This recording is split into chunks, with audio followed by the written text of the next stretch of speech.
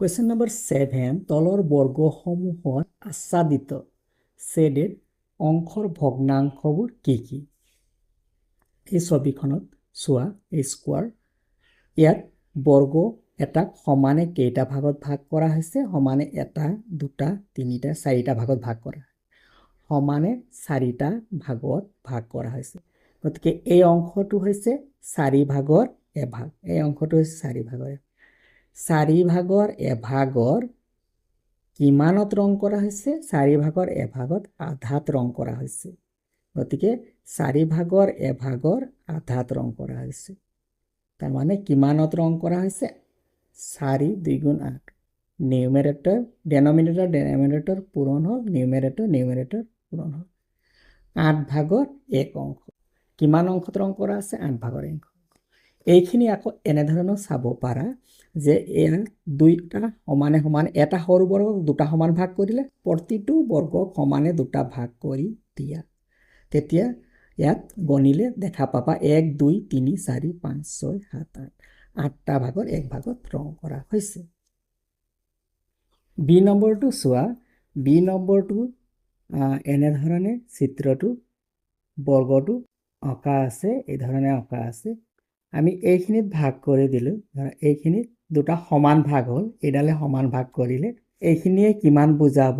2 ভাগৰ এভাগ বুজাব, হয়নে? 2 ভাগৰ এভাগ বুজাব। তাৰপিছত চোৱা 2 ভাগৰ এভাগত ইমানখিনি এইটো বৰ্গত এনেকৈ ৰং কৰা আছে। যদি আমি ইয়াতো আঁচ টানি দিওঁ তেতিয়াহ'লে এই সৰু বৰ্গটো দুটাত ৰং কৰা আছে, ইয়াতো টানি দিলে দুটা ৰং কৰা আছে। তো 1 2 3 অংশত ৰং কৰা আছে। 1 2 3 4 টোটেল এইফালে আধাত কিমানটা ভাগ আছে? 4টা, তাৰে এটা দুটা তিনিটাত ৰং কৰা আছে। তো আধা যিটো বৰ্গ আছিলে বৰ্গটোৰ আধাৰ 4 ভাগৰ 3 ভাগত ৰং কৰা হৈছে। অৰ্থাৎ 4 2 গুণ 8 3 1 গুণ 3 8 ভাগৰ 3ত ৰং কৰা হৈছে। এনেকৈ তোমালোকে চালেও তোমালোকে দেখা পাবা 1 2 গোটেই যদি আমি বৰ্গটো লৈ পেলাই কওঁ তেতিয়াহ'লে 1 2 3 4 5 6 7 8 8 তলত আছে, 1 2 3 3 ওপৰত আছে। এয়া হৈছে বি নম্বৰৰ সমাধান। আৰু চি নম্বৰটো চোৱা। চি নম্বৰ বৰ্গ এটা আছে। বৰ্গ এইটো হৈছে বৰ্গটো সমানে 4টা ভাগ কৰিলে। 4টা ভাগ কৰিলে তাৰপিছত ইয়াত এনেধৰণে আঁচ টানা হ'ল। এইখিনি অংশ হৈছে আচ্ছাদিত অংশ, ছেডেড পাৰ্ট। এই দুটা অংশ আছে আৰু এইফালে এনেধৰণে আঁচ টানা আছে। এতিয়া চোৱা এই বৰ্গটো যিটো বৰ্গ দিয়া আছে এই বৰ্গটো সমানে সমানে কেইটা ভাগত ভাগ কৰা হৈছে? এটা দুটা তিনিটা চাৰিটা সমানে সমানে 4টা ভাগত ভাগ কৰা হৈছে। তাৰে এইটো হৈছে অকল এই বৰ্গটো আমি ভগ্নাংশত লিখিলে কি বুলি লিখিম? 4 ভাগৰ 1। 4 ভাগৰ 1ত কিমানত ৰং কৰা হৈছে? 4 ভাগৰ 1ৰ আধাত ৰং কৰা হৈছে। 4 ভাগৰ 1ৰ আধাত ৰং কৰা হৈছে। তাৰপিছত এইটো এটা বৰ্গ, ইয়াত এইটো 4 ভাগৰ 1। 4 ভাগৰ 1ত কিমান ৰং কৰা হৈছে? আধাত ৰং কৰা হৈছে। তো ইয়াত হৈ গ'ল 4 2 গুণ 8 ওপৰত 1, ইয়াতো 4 2 গুণ 8 ওপৰত 1। এই দুটা পাৰ্ট যোগ কৰি দিলে কিমান হ'ব? তলত 8 ওপৰত 1 যোগ 1 2। আকৌ দুইটাতে কমন উৎপাদক 2 আছে। 2ক 2ৰে হৰণ কৰিলে এবাৰ, 8ক 2ৰে হৰণ কৰিলে 4 ভাগৰ 1। আৰু ইয়াক আমি এনেধৰণৰ ভাবিব পাৰোঁ, এই সৰু বৰ্গটোক কেইটা সমানে ভাগ কৰিলে? 2টা। ইয়াকো 2টা সমানে ভাগ কৰি দিবা, ইয়াকো 2টা সমানে ভাগ কৰি দিবা। তো টোটেল ভাগ কেইটা হ'ল? 1 2 3 4 5টা 6টা 7টা 8টা। টোটেল ভাগ হ'ল 8টা। ৰং কৰা অংশ কেইটা আছে? 1 2টা, গতিকে 2। আৰু এইখিনি কটাকটি কৰিলে 4 ভাগৰ 1। এনেধৰণে চিৰ আনচাৰটো কৰিব পাৰিবা। যদিহে দুটা ভগ্নাংশৰ পূৰণফল 1 হয়, দুটা ভগ্নাংশৰ পূৰণফল 1 হয় তেন্তে এটাক আনটোৰ অনন্য বুলি কোৱা হয়। বি বাই এ হৈছে এ বাই বিৰ অনন্য। পি আৰু কিউ দুয়োটাই শুদ্ধ, ইয়াত শুদ্ধ। দুটা ভগ্নাংশৰ পূৰণফল 1 হ'লে এটাক আনটোৰ অনিয়ন্যক বুলি কোৱা হয়। 9 উক্তি প্ৰকৃত ভগ্নাংশ পূৰণ কৰিলে পোৱা ভগ্নাংশটো দুয়োটাতকৈ সৰু। ধৰি লওক প্ৰকৃত ভগ্নাংশ দুটা 1/2 এটা লোৱা হ'ল আৰু 1/3 এই দুটা প্ৰকৃত ভগ্নাংশ আৰু সিহঁতৰ পূৰণফলটো হ'ব 1/6। ইয়াত 1/6টো 1/2তকৈ কি হয় সৰু হয়, 1/2তকৈ সৰু হয়। 1/6টো 1/3তকৈ সৰু হয়। ইয়াকে কৈছে যে প্ৰকৃত ভগ্নাংশ দুটা পূৰণ কৰিলে পোৱা ভগ্নাংশটো এইটো পাইছোঁ, এই ভগ্নাংশটো দুয়োটাতকৈ সৰু হয়। তাৰমানে 1/2তকৈও সৰু হয়, 1/3তকৈ সৰু হয়। প্ৰকৃত ভগ্নাংশ সদায় 0 আৰু 1ৰ মাজত থাকে আৰু 0 আৰু 1ৰ মাজত থকা যিকোনো দুটা সংখ্যাৰ পূৰণফল সংখ্যা দুটাতকৈ সৰু। এইটোৱে এৰ ব্যাখ্যাটোৱে কোনে কৰিছে? আৰে কৰিছে। গতিকে ইয়াত শুদ্ধ কোনটো হ'ব চোৱা, এ আৰু আৰ দুয়োটাই শুদ্ধ হয়, দুয়োটাই শুদ্ধ হয় আৰু আৰ হৈছে এৰ শুদ্ধ ব্যাখ্যা। এ নম্বৰটো কাৰেক্ট হ'ব। বি উক্তি এ 1/4 হৈছে 75। 1 পৰিচাওঁ আহা 100 × 3/4 300/4 4ৰে 7 4 গুণ 28 2 ইয়ালৈ আহিলে 5 4 গুণ 20 4ৰে এবাৰ 75। এ নম্বৰ কাৰেক্ট আছে। এ যিটো উক্তি দিয়া আছে উক্তিটো কাৰেক্ট। যুক্তি এটা ভগ্নাংশ আৰু এটা পূৰ্ণ সংখ্যাৰ পূৰণফল। এটা ভগ্নাংশ ধৰি লোৱা এটা ভগ্নাংশ 1/2 এটা ভগ্নাংশ আৰু এটা পূৰ্ণ সংখ্যা ধৰি লোৱা 5। এটা ভগ্নাংশ আৰু এটা পূৰ্ণ সংখ্যাৰ পূৰণফল পূৰণ কৰা হ'ল সদায় এটা পূৰ্ণ সংখ্যা, সদায় এটা পূৰ্ণ সংখ্যা হ'ল নাম্বাৰ 5/2 হ'ল। তো 5/2টো এই দশমিকত আমি প্ৰকাশ কৰিলে এইটো হ'ব 2/5 হ'ব। তো পূৰ্ণ সংখ্যা নহয় বা এইটো পূৰ্ণ সংখ্যা নহয়, হয়নে?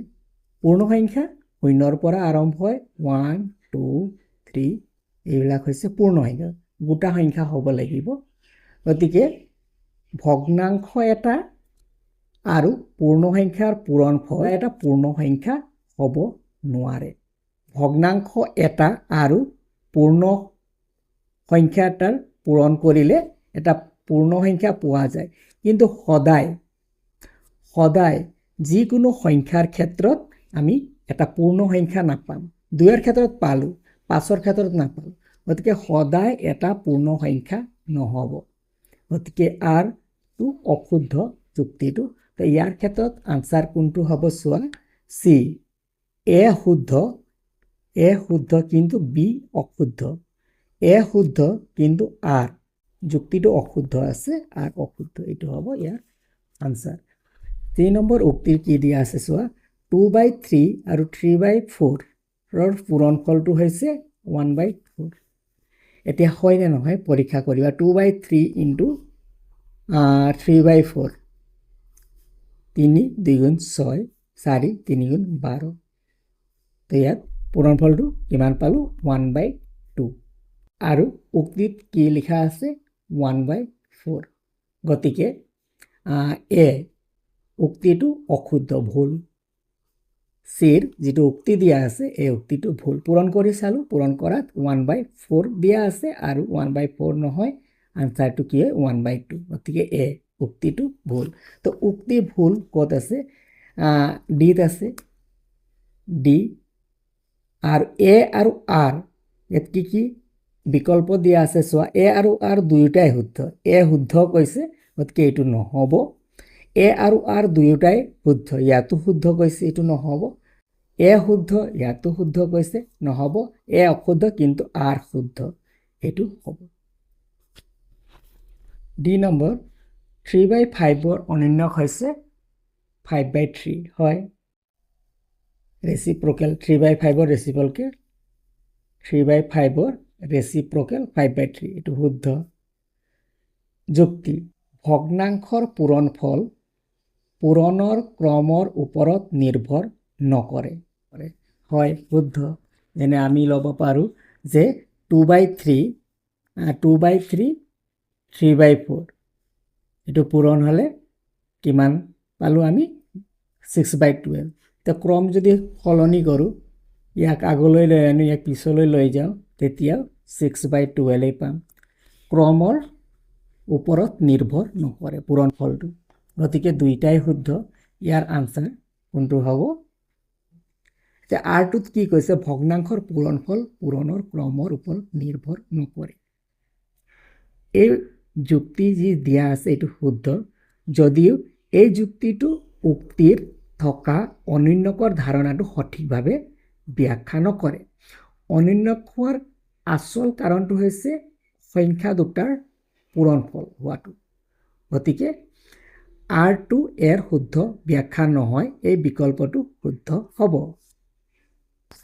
কুৱেশ্যন নম্বৰ 10, ইয়াত এখন তালিকা দিয়া আছে আৰু এই তালিকাখনত 20জন মানুহৰ বাবে কলৰ কেক বনাবলৈ প্ৰয়োজনীয় সামগ্ৰীৰ জোখসমূহ দিয়া আছে।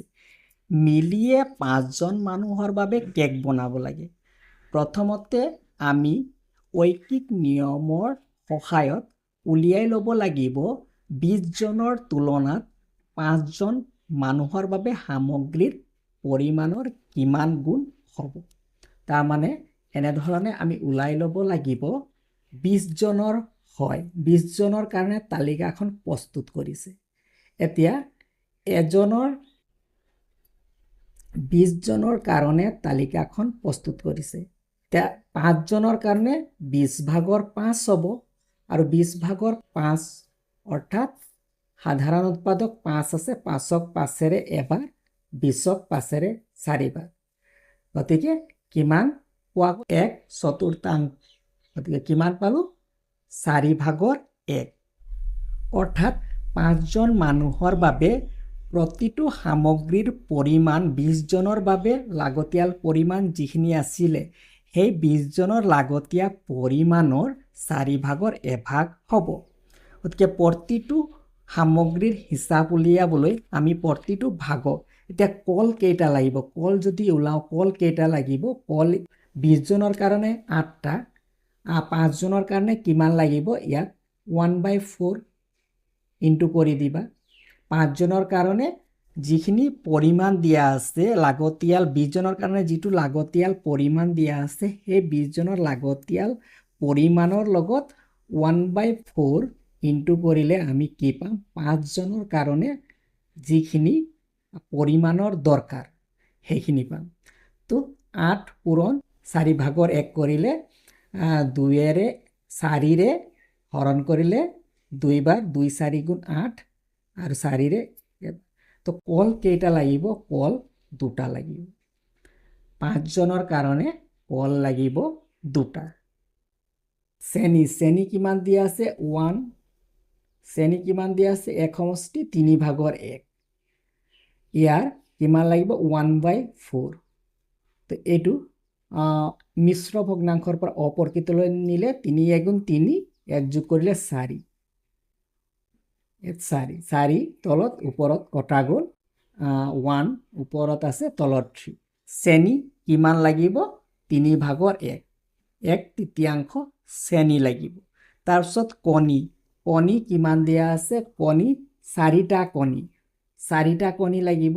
4 পূৰণ 4/1 কৰিলে কণী 5জনৰ কাৰণে কেইটা লাগিব? কণী এটা লাগিব। আকৌ কণী এটা লাগিব। তাৰপিছত 1/2 কাপ গলি থকা মাখন, 3/2 কাপ গলি থকা মাখন, 3/2, 3/2ৰ লগত 1/4 ইনটু কৰিলে 2ক 2ৰে এবাৰ, 4ক 2ৰে দুবাৰ, 6/1 কাপ কি লাগিব? গলি থকা মাখন লাগিব।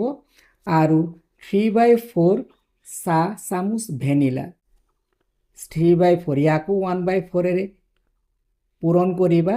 তো 3 × 3, 4 4 গুণ 16, 16/3 চামুচ চাহ চামুচ, 16/3 চাহ চামুচ কি লাগিব? ভেনিলা লাগিব। এক চাহ চামুচ বেকিং সোডা লাগিব। এক চাহ চামুচ বেকিং সোডা 20 জনৰ কাৰণে লাগে। 5 জনৰ কাৰণে 4/1 পূৰণ কৰিবা আৰু 4/1 পূৰণ কৰিলে কিমান হ'ব? 4/1 চাহ চামুচ। 4/1 চাহ চামুচ কি লাগিব? বেকিং সোডা লাগিব। 4 কাপ ময়দা, 20 জনৰ কাৰণে 4 কাপ লাগে। 4 জনৰ কাৰণে 4/1, 20 জনৰ কাৰণে 4 কাপ লাগে। 5 জনৰ কাৰণে 4/1 পূৰণ কৰিবা। পূৰণ কৰিলে কিমান কাপ ময়দা লাগিব? 1 কাপ ময়দা লাগিব। মিলিৰ 5 জন মানুহৰ বাবে প্ৰস্তুত কৰা সামগ্ৰীৰ তালিকাখন এনেকৈ লিখিব পাৰিবা। সামগ্ৰীৰ নামসমূহ, প্ৰয়োজনীয় পৰিমাণ: কল 2টা, চেনি 3/1 কাপ, কণী 1টা, গলি থকা মাখন 6/1 কাপ, ভেনিলা 16/3 চাহ চামুচ, বেকিং সোডা 4/1 চাহ চামুচ, ময়দা 1 কাপ। এয়া আছিল 3.7ৰ সমাধানসমূহ।